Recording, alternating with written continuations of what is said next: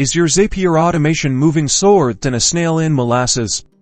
Let's dive into why your Zaps might be delayed and how to fix it.